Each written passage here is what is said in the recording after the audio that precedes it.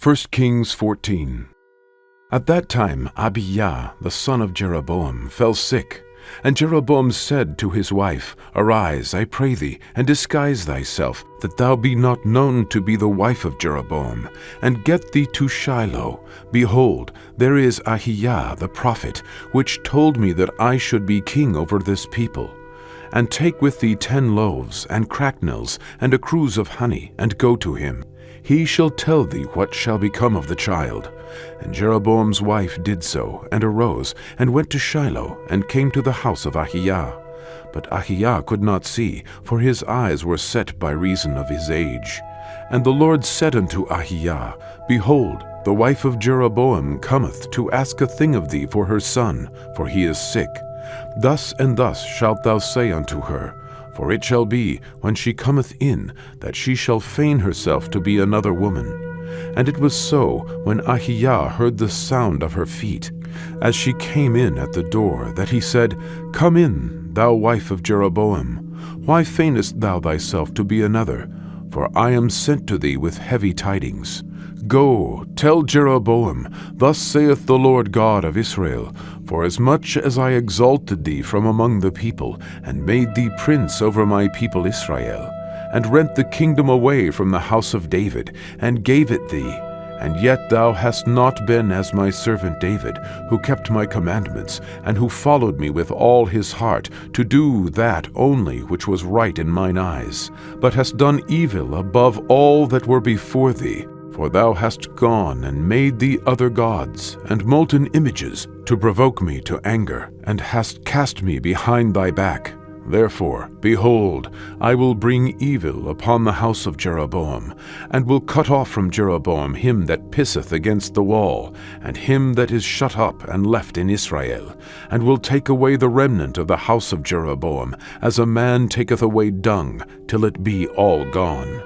Him that dieth of Jeroboam in the city shall the dogs eat, and him that dieth in the field shall the fowls of the air eat, for the Lord hath spoken it. Arise thou therefore, get thee to thine own house, and when thy feet enter into the city, the child shall die. And all Israel shall mourn for him, and bury him, for he only of Jeroboam shall come to the grave, because in him there is found some good thing toward the Lord God of Israel in the house of Jeroboam. Moreover, the Lord shall raise him up a king over Israel, who shall cut off the house of Jeroboam that day. But what? Even now.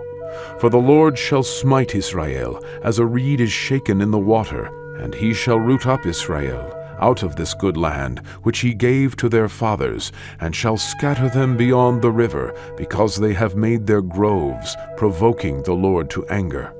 And he shall give Israel up because of the sins of Jeroboam, who did sin, and who made Israel to sin. And Jeroboam's wife arose, and departed, and came to Tirzah, and when she came to the threshold of the door, the child died.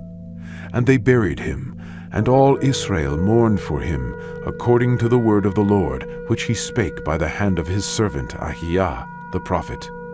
And the rest of the acts of Jeroboam, how he warred, and how he reigned, behold, they are written in the book of the chronicles of the kings of Israel.